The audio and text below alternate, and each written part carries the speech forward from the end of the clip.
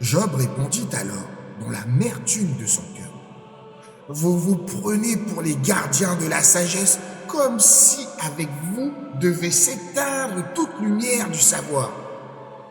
Mais j'ai autant d'intelligence que vous. Je ne vous suis en rien inférieur.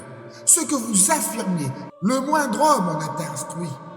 Me voilà tourné en dérision par mes amis, moi qui invoquais Yahweh pour un secours sincère. Le juste, l'homme intègre, deviennent risés. Les bienheureux méprisent le malheur. À celui qui trébuche, il n'offre qu'un rictus. Et pourtant, voyez comme la tranquillité règne sous la tente des pillards et comment prospèrent ceux qui défient Yahweh, érigeant leur propre force en idole. Interroge donc les bêtes, elles te révéleront. Adresse-toi aux oiseaux des cieux, ils te témoigneront. Médite sur la terre, elle t'éclairera, et les poissons des abysses te murmureront.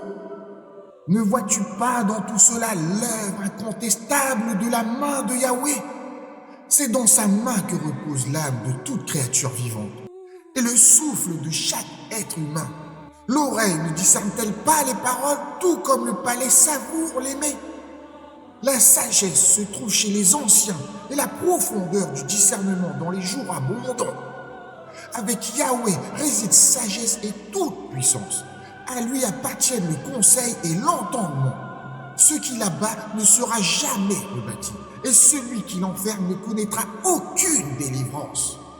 S'il ordonne aux eaux de se retirer, tout s'assèche. S'il les déchaîne, elles ravagent la terre entière.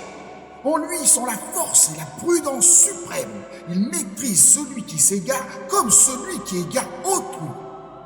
Il réduit en captivité les sages conseillers et il obscurcit le discernement des juges. Il défait la ceinture des rois et lie leurs reins de chèvre. Il mène les prêtres à la captivité et renverse les puissants. Il prive les hommes sûrs d'eux-mêmes de leurs paroles et dépouille les anciens de leur discernement. Il couvre les nobles de mépris et relâche la ceinture des vaillants. Il dévoile les mystères cachés dans les ténèbres et fait resplendir les ombres de la mort à sa lumière. Il élève des nations et les abat tout aussi aisément. Il les étend au loin et les ramène en leurs frontières.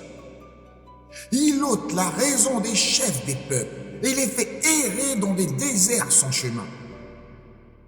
Il tâtonne dans les ténèbres sans lumière, chancelant comme des hommes ivres.